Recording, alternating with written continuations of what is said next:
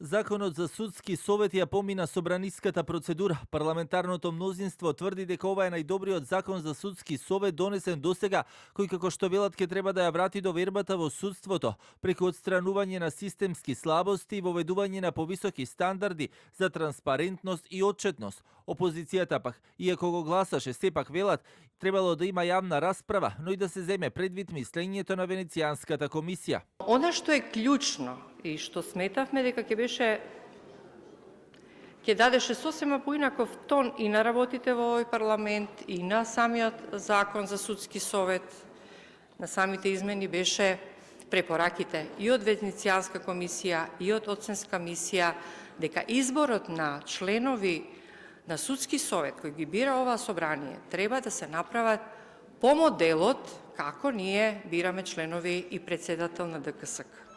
Од она што ние го имаме како сознание и ни беше пренесено на самата седница на Комисијата за политички систем, е дека од Венецијанската комисија немаат забелешки на ваквиот начин за изборот на членовите.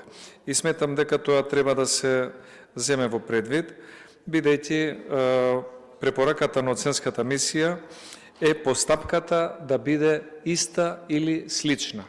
Од левица пак велат дека станува збор за речиси исто законско решение, во кое е сменето само 1/3 од содржината, но како што посочи пратеникот и лидер на партијата Апасиев, тоа нема да стави крај на судските саги, бидејќи како што додаде се уште не е прецизирана одговорноста за судиите и постапката за нивно разрешување, освен онаа за председателот на судскиот совет, но и смета дека судиите мора да имаат јасно утврден мандат, а не траен.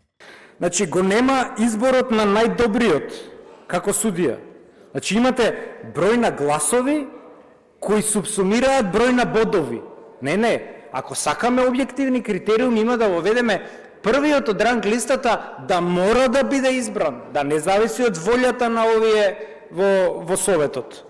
Клучни новини кои се предвидени со законот се јавност во постапката за разрешување на председател на судскиот совет, прецизирање на критериумите за избор на истакнат правник и воведување јавна расправа при изборот на кандидатите за несудски членови со цел поголема транспарентност и одговорност. Сепак ова нема да важи за полицискиот инспектор Альбан Кадрио од Тетово, кој собранието го предлага за член на судски совет. Неговиот избор ќе се прави без заострени критериуми, бидејќи бил веќе почнат. Воедно предвидено и зајакнување на критериумите за избор, одговорност и разрешување на членови на советот од редот на судиите, јасно прецизирање на постапката за дисциплинска одговорност на судиите, но и на членовите на судскиот совет. На собраниската седница денеска беше изгласана и потребата за оглас за именување на јавен обвинител.